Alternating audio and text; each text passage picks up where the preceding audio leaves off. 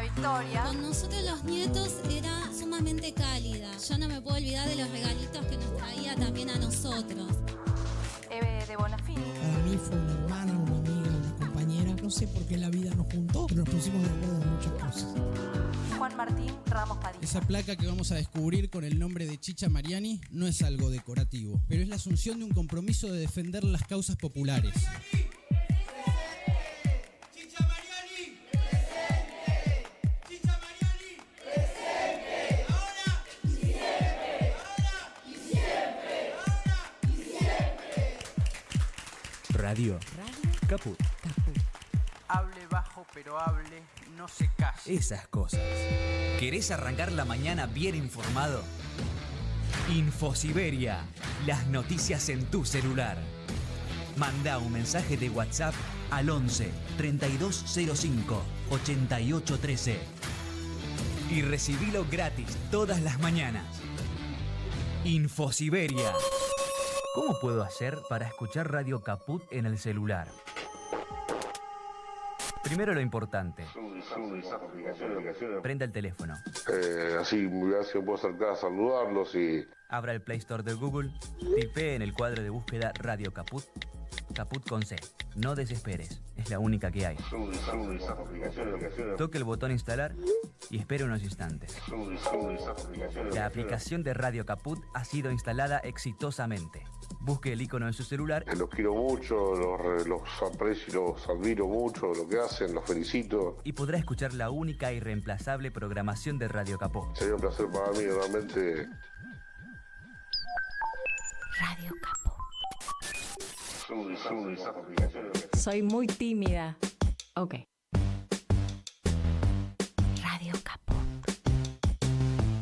Radio Caput. Estás escuchando Caput. Radio Caput. Radio Caput. Te comunicas con nosotros al 11 65 16 44 46. Radio Caput. Radiocaput.com. Estás conectado. Estás en Caput.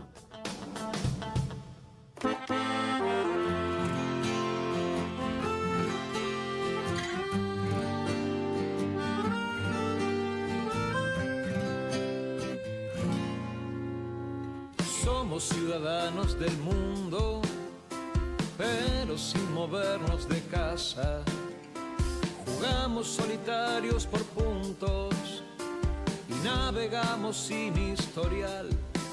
Tenemos sexo en varios idiomas, nos reímos con caracteres, conversamos siempre a distancia y nos enamoramos de una luz. Tenemos casi 1 tera de fotos, che, cuando nos juntamos a verla, estamos cada día más solos, mostrando una comida cualquiera.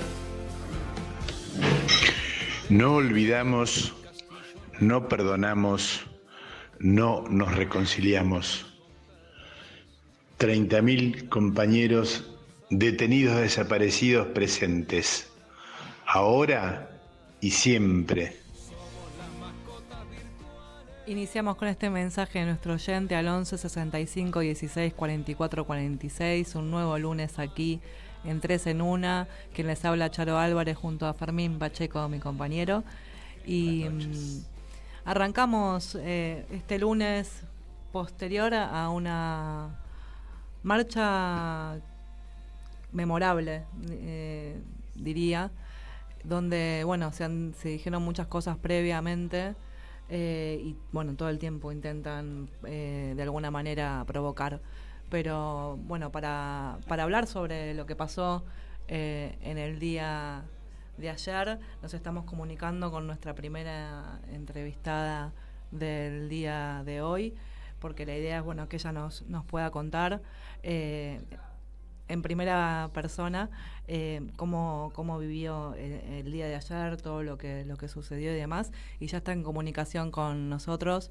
Victoria Montenegro, legisladora por la Ciudad de Buenos Aires. Buenas noches, Victoria, gracias por estar del otro lado. Acá te habla Charo Álvarez y estoy acompañada por Fermín Pacheco. Hola, ¿qué tal? Buenas noches.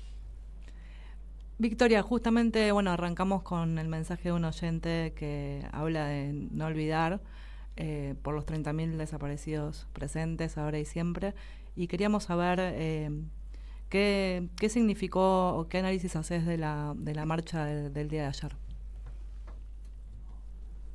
Bueno, primero celebrar que fue una marcha histórica, ¿no? Multitudinaria, en un escenario que por primera vez nos interpela de esta manera, con un presidente y una vicepresidenta que desde el primer día se pronunciaron en contra de la memoria y reafirmando el accionar de la última dictadura cívico-militar, ¿no? Frente a esta embestida contra la memoria, bueno, el pueblo se manifestó y llenó las calles, no solo de la Plaza de Mayo, sino de todo el país, y creo que es la mejor respuesta que le pudimos dar a este gobierno, que es realmente nefasto. ¿Cómo va, Victoria? Buenas noches, acá está la Fermín Pacheco. Lo de ayer vimos una marcha contundente, los que estuvimos ahí, la verdad es que un poco también nos dio un poco de alegría esta cuestión de que estas banderas las vamos a seguir siempre levantando bien alto, pero no podíamos dejar de asombrarnos y de que nos duela la cuestión del video institucional que sacó el gobierno, donde vemos a personajes que yo lo podría llamar nefastos, que a uno le duelen verlos rodeados de ellos, al gobierno rodeado de ellos, explicando lo que era una lucha o la teoría de los dos demonios, o tratando de explicar un poco esto. ¿Qué te generó vos? ¿Qué reflexión tenés al respecto de lo sucedido con el tema del video? Sí, creo que el gobierno, creo que Milei y Villarruel, no me parece ser rodeados de nefastos, creo que ellos mismos son nefastos, por eso necesitan de este entorno que profundiza en esta definición, como bien planteabas, de ni siquiera te diría la teoría de los dos demonios en el video, ¿no? Porque había un solo demonio. 24 de marzo nos hizo mención al accionar de la dictadura cívico-militar, la desaparición de personas, el robo de niños, la resistencia de las madres y abuelas. Me pareció vergonzoso el video, como la foto del ministro de Defensa con Cecilia Pando y ese grupo de personas que reivindica a los genocidas, como me parece vergonzoso y preocupante que intenten que las Fuerzas Armadas estén a cargo de la seguridad interior. Creo que va en sintonía con un gobierno que tiene la esperanza de poder borrar la memoria que pudimos construir en todos estos años. Y ayer fue una prueba clara de resistencia frente a eso, porque vos podés presentar ese video que intenta una provocación, pero la reacción del pueblo se vio en las calles y fue multitudinaria, contundente, y después se reproduce en cada uno de los ámbitos de trabajo de las personas que fueron, de las escuelas, de las familias, en este ejercicio de volver a explicar la importancia de que esa historia no se repita y de que todo el proceso de justicia que logramos también sea respetado. El proceso de justicia que aún nunca llegó a lo que tiene que ver con la responsabilidad cívico-económica, ¿no? y cívica. Y también la cuestión de la continuidad de los delitos, porque aún estamos buscando a todos los nietos que nos faltan. Sí, es que entiendo que lo que viene cuando se recupere la Argentina tiene que ver justamente con eso, ¿no? Con poder profundizar con el rol que tuvieron los civiles, en los intereses económicos en aquella dictadura, para no repetir la historia, porque lo que hoy nos pasa es la repetición de esa historia en términos económicos, ¿no? El mismo objetivo, la instalación del mismo país, porque desde que asumió Javier Milei, el modelo económico es un copia y pegue del de Martínez de Oz. generan, uno lee la carta de Walsh, parece que está salvando algunos porcentajes mínimos de diferencia a un año de la dictadura, pero el modelo económico es el mismo. Perdón. No, creo que lo que planteaba la compañera, digamos, poder avanzar en juzgar a la complicidad, a los cómplices económicos que tanto daño le hicieron a la Argentina en aquel tiempo y hoy se lo siguen haciendo de la mano de Javier Milei. Ahí nosotros, yo siempre digo, un montón de conocidos, amigos, gente cercana que no es militante, que siempre se ha sumado y por suerte he visto una convocatoria aún mayor de conocidos que no suelen ir los 24, que lo toman como una fecha de reflexión, pero que no se acercan a la plaza o no van a la convocatoria, pero creo que esta vez tuvo algo de especial para ellos que los acercó y que los llevó a tomar la decisión de decir, bueno, marchemos, vayamos. Tengo un montón de conocidos y amigos que me han hablado para acercarse y para ir. A esos jóvenes que hoy en día desconocen probablemente la historia o porque no se las acercaron o porque no se los contaron o porque probablemente les queda muy lejos en su línea temporal. ¿Qué mensaje les darías a esos chicos que hoy en día tienen que entender lo que sucedió y probablemente sea muy difícil para ellos entenderlo tan lejos en el tiempo?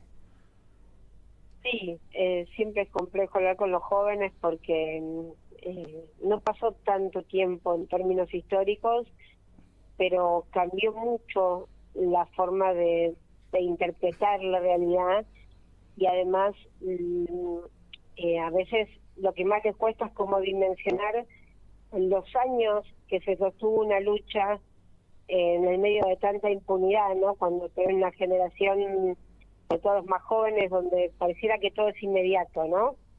Y ahí se complejiza mucho la construcción del puente de la memoria. Pero siempre que hablamos con los chicos, con los más jóvenes, tratamos de que entiendan que lo más importante de la memoria es que es el anticuerpo que nos permite como sociedad defendernos frente a la posibilidad de repetir la historia. Entonces, creo que esto que planteás, que pasó mucho ayer en la plaza, de personas que quizás sentían que no era necesario participar, ¿no? Que ya estaba garantizado ese proceso de memoria, verdad y justicia y que la militancia organizada, los sindicatos, bueno, se expresan cada 24.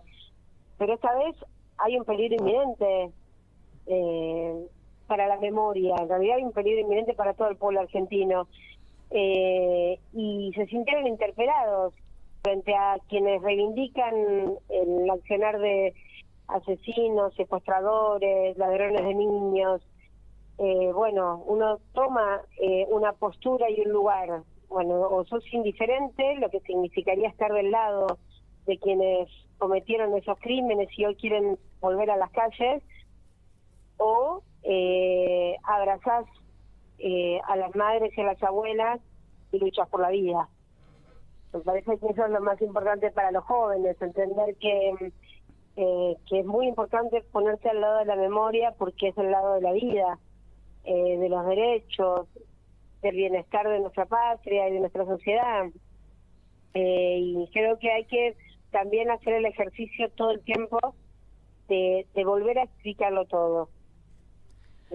Así como hicieron las abuelas en un momento y las madres cuando salían a buscarnos, explicar por qué nos buscaban, explicar qué había pasado con los desaparecidos, explicar por qué no debía haber impunidad en la Argentina. Bueno, hay que volver a explicarlo todo de nuevo. Mientras defendemos los procesos de justicia y luchamos para que no despidan a los trabajadores del Estado, de los espacios de memoria, de todos los ámbitos donde se trabaja para llevar adelante los juicios, hay que tener más que nunca viva la memoria, ¿no? Y ayudar a los más jóvenes a entender que esa historia es de ellos y que hoy está en peligro. Y es muy importante abrazarla y protegerla. En relación a lo que es la memoria y la búsqueda, ¿no? Hace un rato tuve la suerte de acompañar una compañera, valga la redundancia, una compañera de Somos Grandes, el programa que está de 7 a 8 aquí en Radio Caput, y entrevistamos al nieto 133. Y una cosa, aparte de toda la historia, ¿no?, que nos contaba, que todavía no me lo puedo sacar de la cabeza cuando él relataba, planteó que lo anotaron con la fecha de nacimiento como si hubiese nacido el 24 de marzo.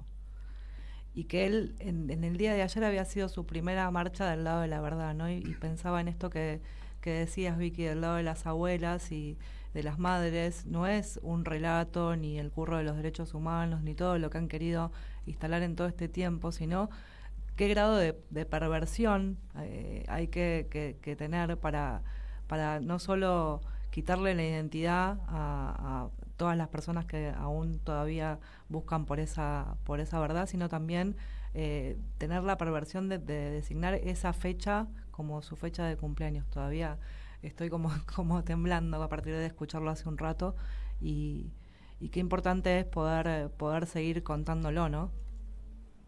Sí, por supuesto. La dictadura tenía el objetivo de instalar un modelo económico del país, para el cual entendieron que tenían que desaparecer a todos aquellos que generaran focos de resistencia o que fueran peligrosos en términos de contagiar ideas de resistencia. Después toma algo del franquismo, del gen rojo, y lleva adelante el plan sistemático de apropiación de niños para tomar esa genética y reencauzarla para un proyecto de país. Para eso, la mayoría de nosotros fuimos entregados a personas de las fuerzas, y después cada fuerza o cada uno de esos apropiadores le dio su cuota de perversión, ¿no? Uh-huh. El que lo inscribe el 24 de marzo, el que inscribe a una niña, por ejemplo, como Paulita Logares, de 2 años, como recién nacida, generándole, de hecho, un problema en su desarrollo. Algunos que nos escriben, no sé, el día del ejército, el día de la marina, digamos, como una cuestión de victoria digamos, la refundación o el experimento que hicieron con nosotros, ¿no? Claro. Por supuesto, de una perversión que de hecho es considerado un crimen de lesa humanidad. Uh-huh. Lo que hay que entender es que hicieron todo eso pensando solo en un objetivo que era económico. Claro. Después el objetivo era económico. Es el mismo objetivo económico que tienen hoy en la Argentina. Después le pusieron su cuota de perversión, por supuesto, había más, menos perversos, todos criminales, todos apropiadores. Uh-huh. Pero después hubo una justicia que durante muchos años fue funcional a la dictadura y que después ayudó a muchos de ellos, de hecho sigue ayudando a muchos hasta el día de hoy. Uh-huh. Y después una gran complicidad civil que también ayudó a que se lleven adelante todos estos actos de impunidad. Y ahí, como bien decías, el rol de las madres y las abuelas que llevan adelante el acto de amor más milagroso que puede existir, que es hacer nacer a la vida a un hombre de 40 y pico de años, 46, 45, 46, no sé cuándo tiene ese truchito, con sus hijos. Entonces vos decís, bueno, nosotros nos atravesó toda esta oscuridad, toda esta violencia, toda esta locura, y surgieron estas mujeres que cambiaron la historia, y que al día de hoy, 48 años después, siguen recuperando niños, y que con 30 y pico de grados se paran en la Plaza de Mayo, se quedan horas y nos dicen cuál es el camino que tenemos que seguir. ¿Y cómo no vamos a poder nosotros?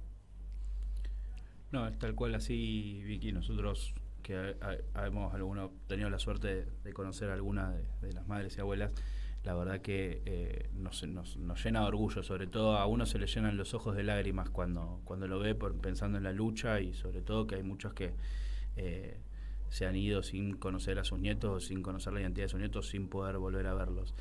Yo ayer miraba un video que es el fragmento donde Néstor hace descolgar los cuadros de la ESMA, y uno ahí no puede dejar de comprender y de verlo desde el lado de que ahí empezó un poco el camino de la justicia, y sobre todo el camino de encontrar esa verdad.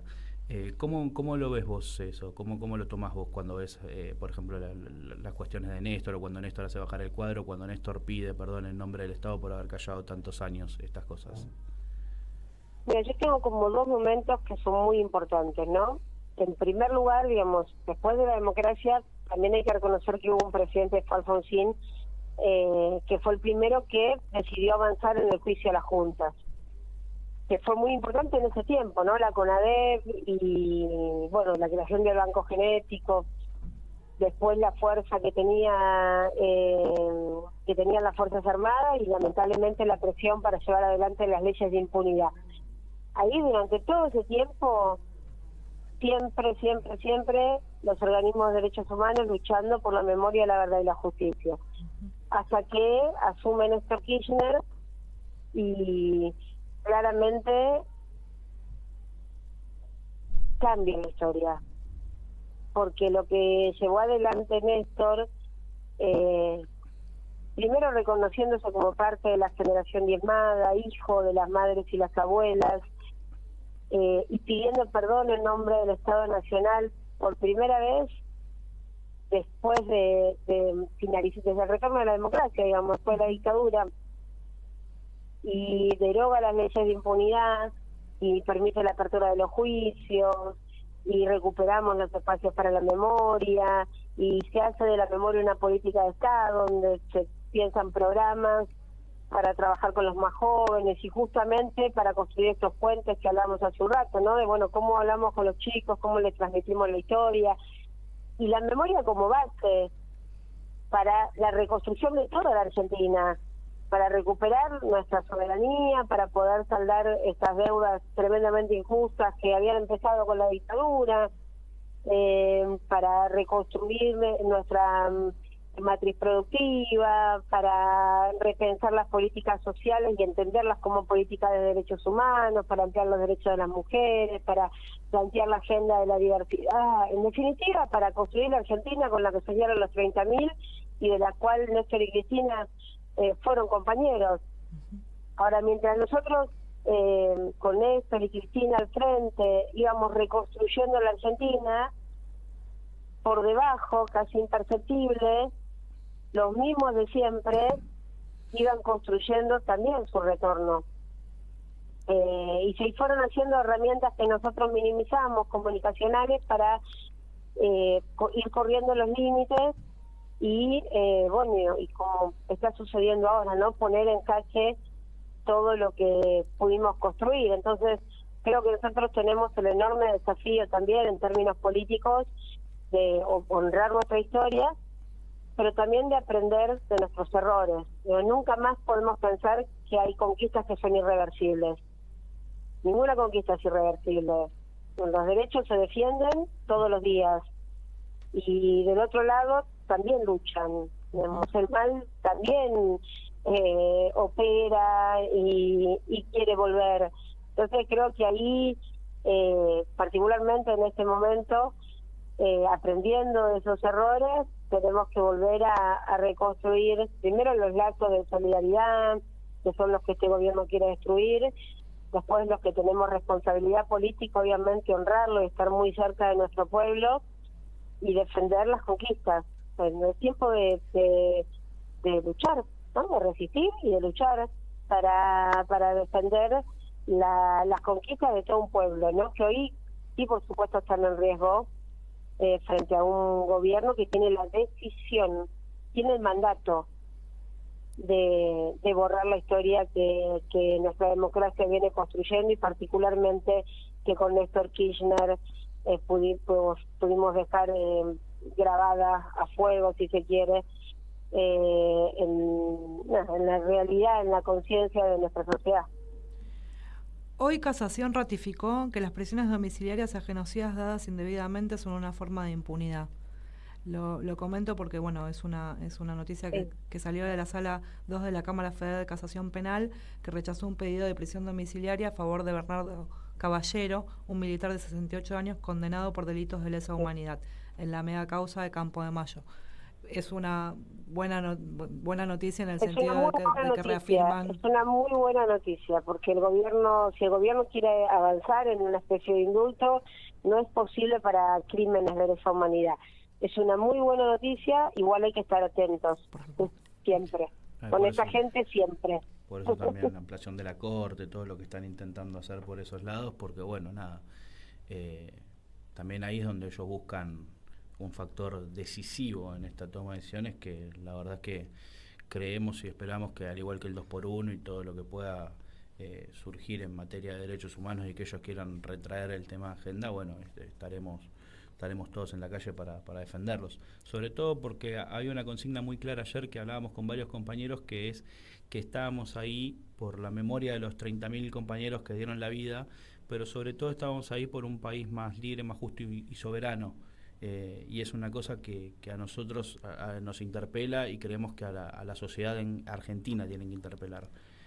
Y una cosa que me parece que también está bueno plantear desde lo comunicacional tiene que ver con la cuestión de que los derechos humanos, por supuesto, tienen que ver con la memoria, la verdad y la justicia, pero esta falsa concepción de que los derechos humanos tienen solo que ver con determinados tipos de derechos. En realidad los derechos humanos tienen que ver con tener una vida digna, con tener una vivienda digna, con poder comer y alimentarse, con todo lo que tiene que ver con nuestros compromisos internacionales como Estado nacional que ha adherido a tratados internacionales. Y que velar por los derechos de las infancias, velar por los derechos de las mujeres en situación de vulnerabilidad, velar por nuestros adultos mayores, claramente respetar el medio ambiente. Veo un presidente que en la campaña manifestaba a favor de que las multinacionales puedan envenenar los ríos. Los derechos humanos también luchan para preservar justamente todos los derechos del pueblo, y hay un derecho que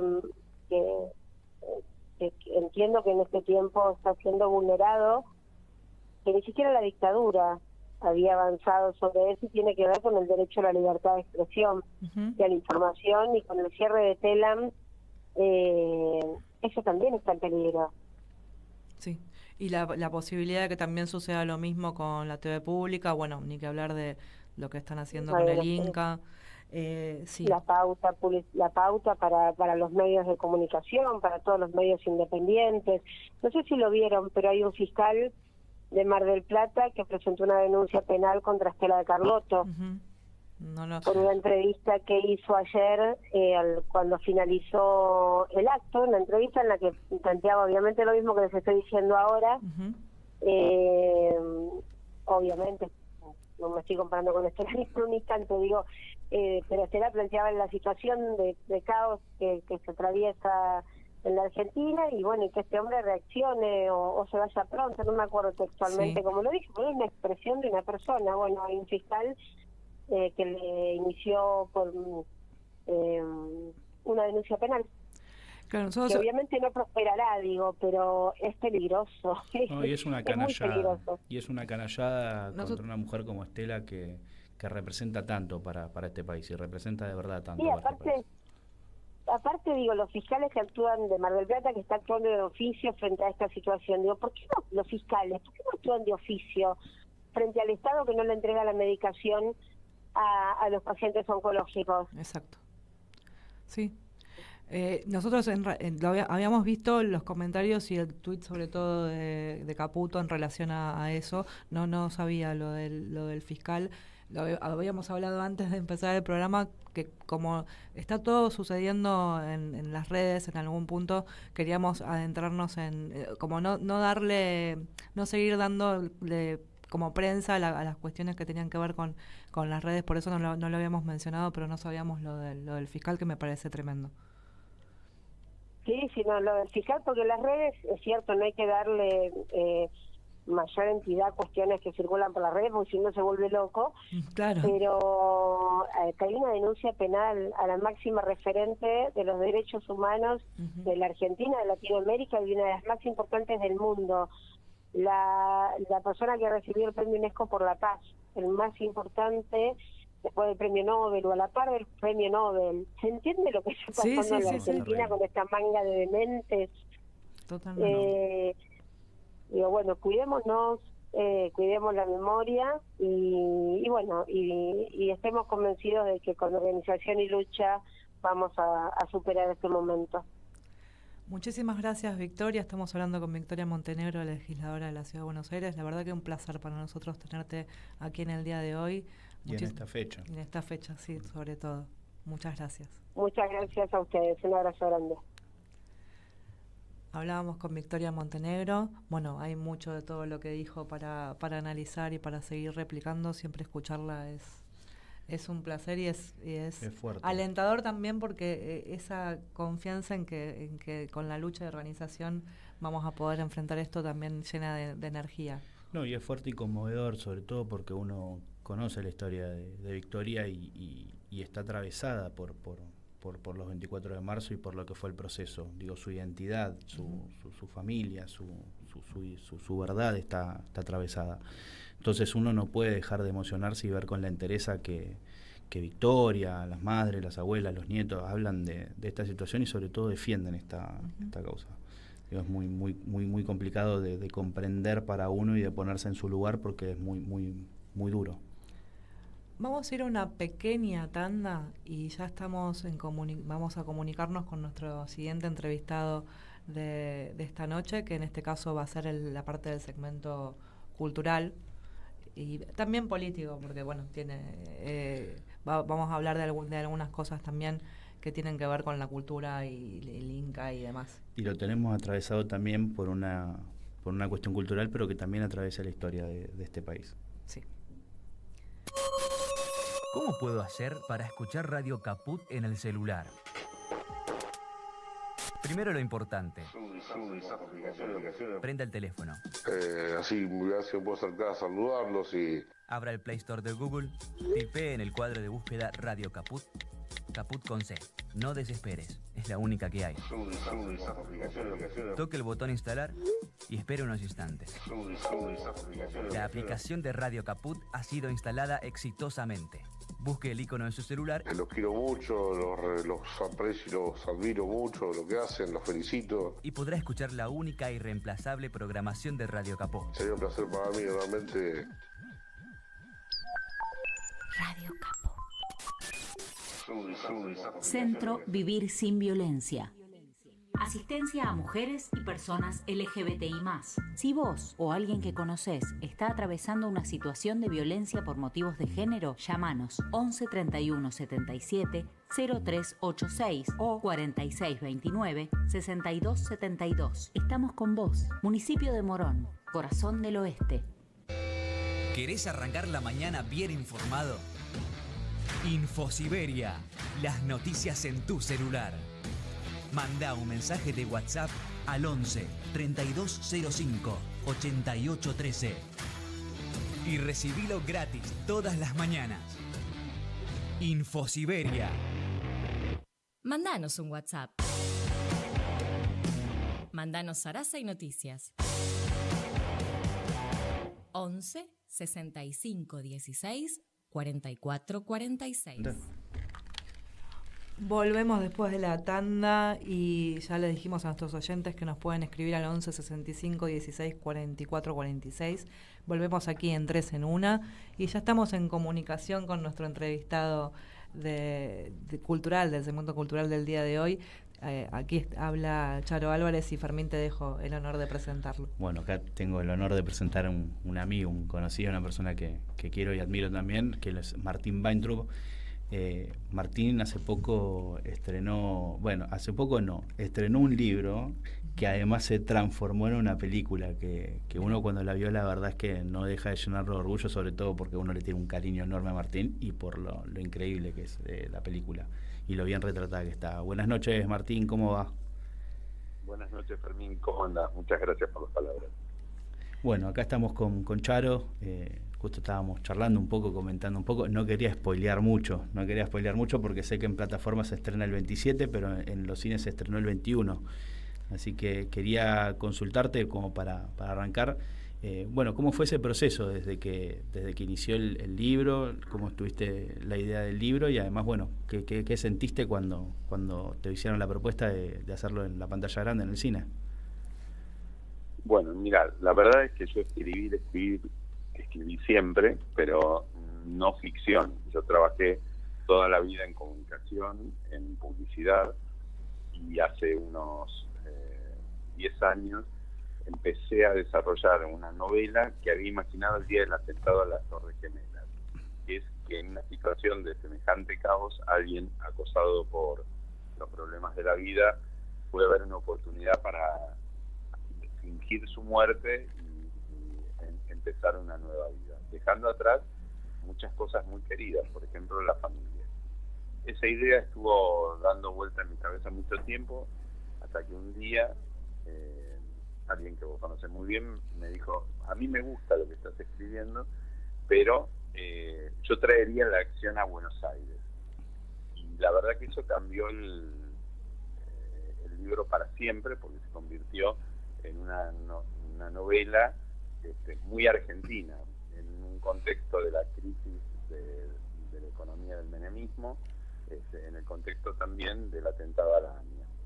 Bueno, publiqué esa novela finalmente unos años después, y siendo un escritor que realmente no era conocido, el libro fue a parar a las manos de dos productoras, una se llama Venteveo, la otra es Kenia, que es la productora de Ricardo Darín y del Chino Darín, y a ellos les gustó la historia y empezamos a desarrollar la adaptación para cine. Ese proyecto lo tomó Netflix y se convirtió en una película que se llama Descansar en Paz, que se estrenó, como vos dijiste, hace un par de días, y ahora el miércoles se estrena en Netflix. Así que el proceso fue totalmente increíble, vertiginoso. Estoy muy contento y en un lugar donde no pensaba estar. Entonces, es una historia de ficción, un drama de suspenso también, que se ubica dentro de un periodo histórico nuestro. Vos mencionabas recién al atentado de la AMIA. Y eso también hace que quien la vea, supongo que tenga cercanía, ¿no? Porque se puede sentir parte de esa historia. Y también yo creo que todos nos habremos preguntado alguna vez cómo es empezar de cero, ¿no? Sin historia previa. Bueno, totalmente. El escenario es muy fuerte, porque este hombre toma esa decisión porque está ahogado por la situación de su empresa, que es una pyme en pleno menemismo, que le empieza a ir muy mal porque la apertura de las importaciones lo funde. Y después, bueno, la historia tiene algo curioso, que es que existió un señor que se llamó Patricio Irala, que fingió su muerte en el atentado de la AMIA, huyó a Paraguay, que es con lo que sucede en la novela, y cobró su familia una indemnización. Pero esta historia yo la conocí después de publicada la primera edición de la novela, lo cual fue como un flash, porque cuando yo la escribí no lo conocía, y después de publicado un amigo periodista me contó la historia de Patricio Irala, la empecé a investigar, y tiene muchas cosas de similitud con esa parte de la historia de la novela. Ahí yo estaba charlando con Charo, le contaba un poco de esto que decíamos recién, de que por ahí era algo ficcional, que entendía que yo era algo ficcional, obviamente desconociendo la historia de Patricio Irala, pero decía que creo que la mayoría de los argentinos en esa época se deben haber imaginado, y hay un consonante muy fuerte con la historia del ciudadano promedio que tenía una empresa, una pyme, en esa época, que estaba ahogado en deuda. Entonces ahí yo le comentaba y decía, obviamente yo tuve el placer de ver la película y de acompañarlo a Martín, la cercanía que eso genera con la gente, porque cuando la historia es vivida obviamente en carne propia y en los 90, creo que la mayoría han pasado y han conocido historias de gente con deudas, con conflictos en esa época. Vos, Martín, ahí vos comentabas un poco que eso había dado una vuelta. ¿Sentís que eso obviamente fue un detonante para que esto sea un éxito, en principio el libro, y obviamente lo que va a ser en la pantalla grande? Sí, el hecho de que la acción transcurra en Buenos Aires en este contexto, para nosotros, por lo menos los argentinos, le da un plus muy importante. No es lo mismo que si la historia hubiese sucedido como la pensé originalmente, en el contexto de las Torres Gemelas en Nueva York. Pero lo que termina de volver el proyecto atractivo es que la película está protagonizada por Joaquín Furriel, por Griselda Siciliani, el Puma Goiti, que son actores muy reconocidos, dirigida por Sebastián Borenstein, producida por los Darín. Entonces, eso más Netflix, yo creo que le da una potencia totalmente impensada al proyecto, ¿no? Y en esto de, bueno, es tu primera experiencia por lo que comentabas en relación a transformar, digamos, tu historia en un guión. ¿Y qué fue lo que te sorprendió de este mundo, ¿no? Del cine, de cómo se va formando esta historia y con qué cosas te encontraste que quizás te sorprendieron, ya que venías de otro palo, para decirlo de alguna manera? Bueno, un libro es básicamente una creación individual. Es una persona que se sienta con su computadora o su cuaderno y escribe en soledad, y que lo que tiene es alguna interacción con alguien que lee ese trabajo. Puede ser un editor, un amigo, un colega. En cambio, una película es fundamentalmente una creación colectiva. Hay un director que es quien realmente termina definiendo todo, pero en el medio hay productores, hay guionistas, hay actores, hay técnicos, maquilladores, escenógrafos.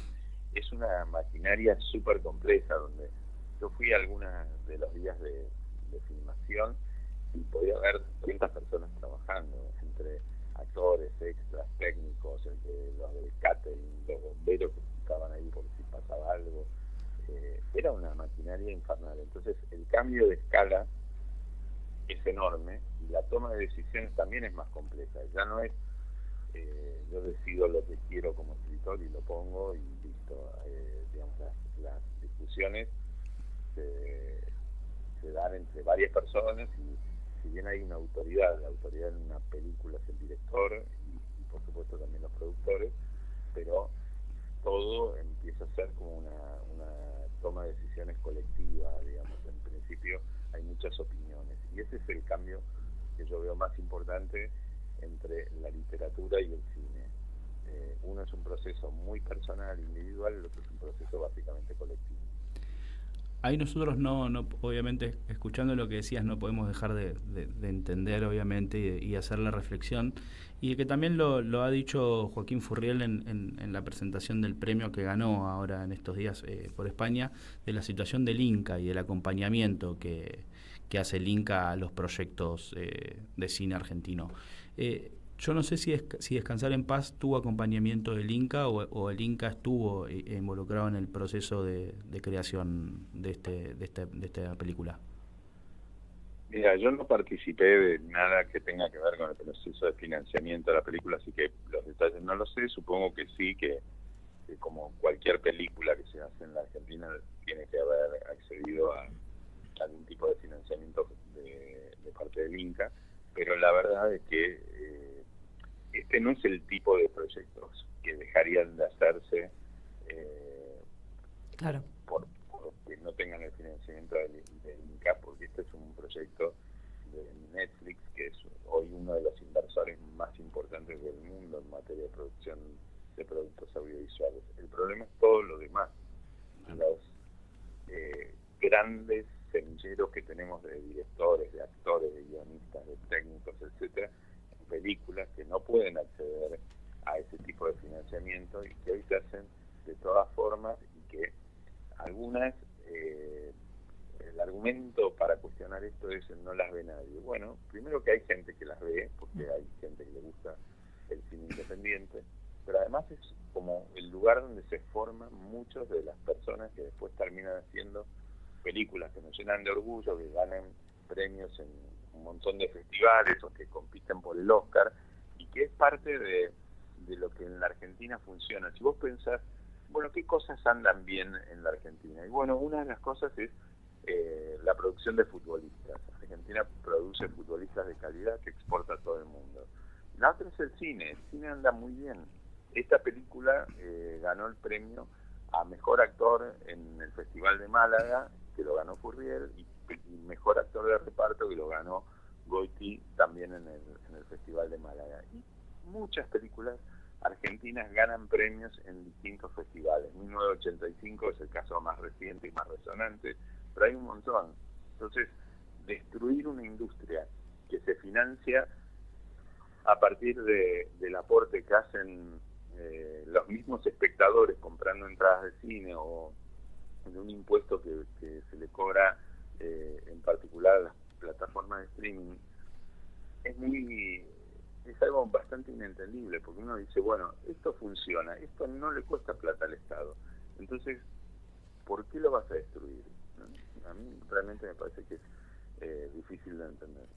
Venimos justamente de una jornada de estar hablando de la identidad, y lo único que puedo pensar ante tu respuesta es justamente que de alguna manera la sensación que tengo es horadar todo lo que tenga que ver con una identidad nacional, ¿no? Con la soberanía, con lo propio. Y eso también lo pensaba en relación a, bueno, en la trama habla de una persona que justamente porque abren las importaciones, digo, tiene toda una serie de situaciones de pesar económico y de ahogamiento económico que lo llevan a tomar esta decisión de cambio de vida total, y bueno, cualquier semejanza con la realidad es pura coincidencia, dicen las pelis, ¿no? También antes de empezar muchas veces.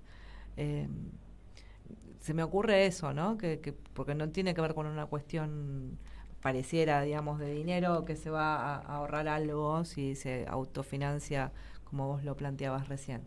Pero bueno, me da un poco de escozor a mí particularmente que se rompa la cultura de esa manera.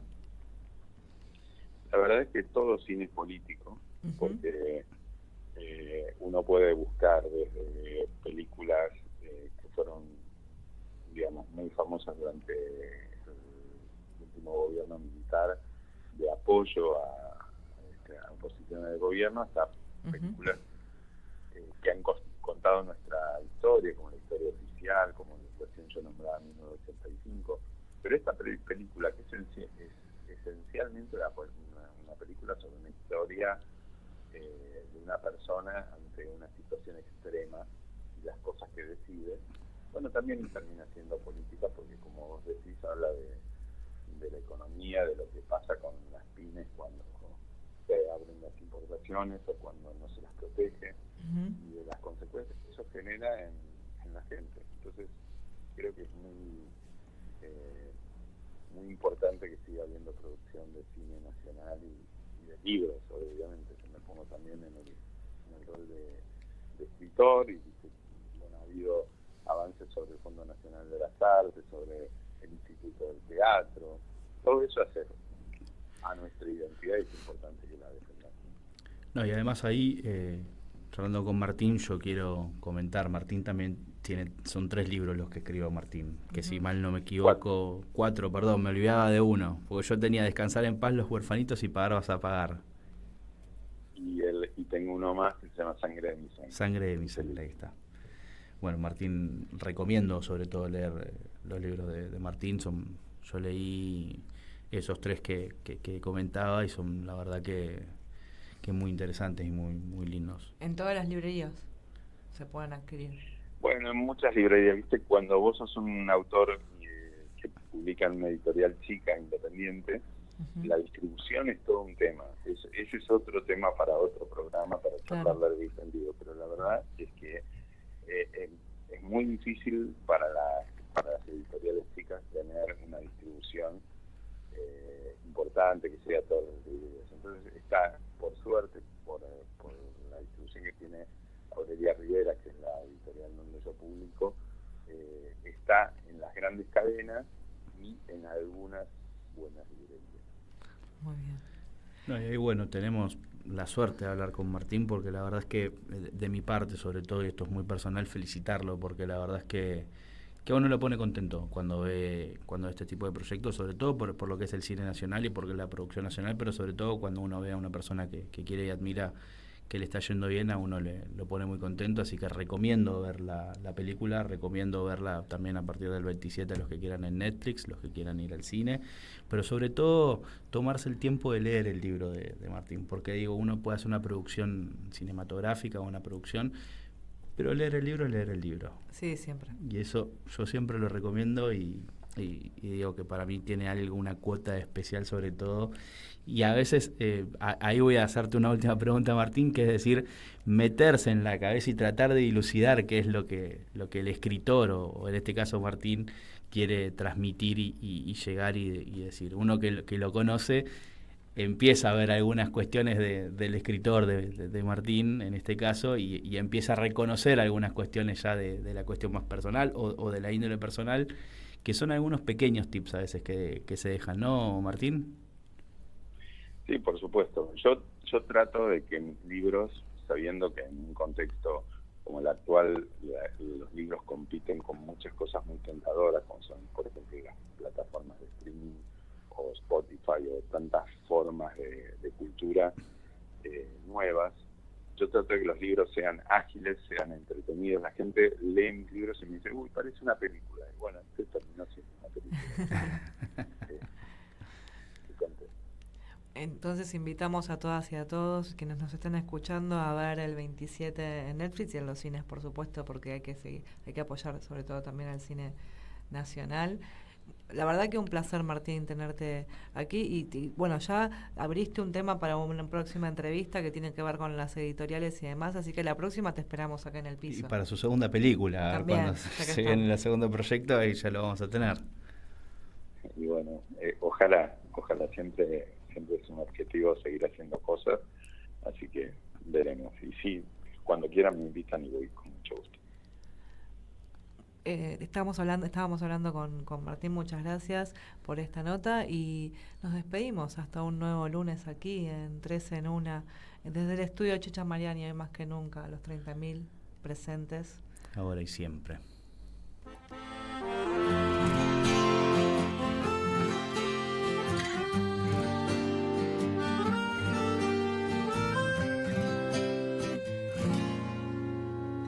Somos ciudadanos del mundo, pero sin movernos de casa. Jugamos solitarios por puntos y navegamos sin historial. Tenemos sexo en varios idiomas, nos reímos con caracteres, conversamos siempre a distancia y nos enamoramos de una luz. Tenemos casi un tera de fotos, che, cuando nos juntamos a verla, estamos cada día más solos, mostrando una comida cualquiera. Tenemos un castillo en la nube y todas las visitas contadas, pero la realidad nos sacude con el olor a tierra mojada. Somos las mascotas virtuales de los dueños de la pantalla. Nos conocen más que nadie, los vamos a tener que matar. Cuando el mundo haga crack como un viejo turrón y se caiga el cartón pintado, no te olvides de mí, que me acuerdo de vos y te espero donde nos dejamos. Cantamos las canciones virales y actualizamos el antivirus. Tenemos 900 canales, pero miramos mucho al vacío. Seguimos tutoriales de todo, pero no hay quien te abra ese frasco. Ayer vi un ser humano en persona, fue el pibe del delivery con casco. Somos los rehenes perfectos que pagan su propio rescate. Buscamos wifi antes que aire si se nos traba el ascensor.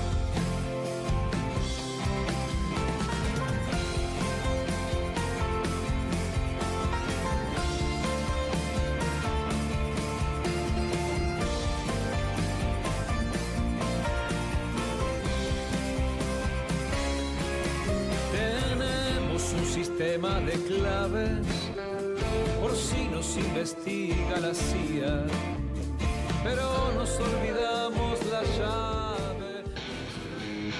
En Caput pasan cosas. Yo no quiero llamar periodistas a los sirvientes. No quiero llamar periodistas a los que cobran para destruirnos. Estos que se dicen periodistas y que dicen la verdad pero a medias, hay que ponerles otro nombre.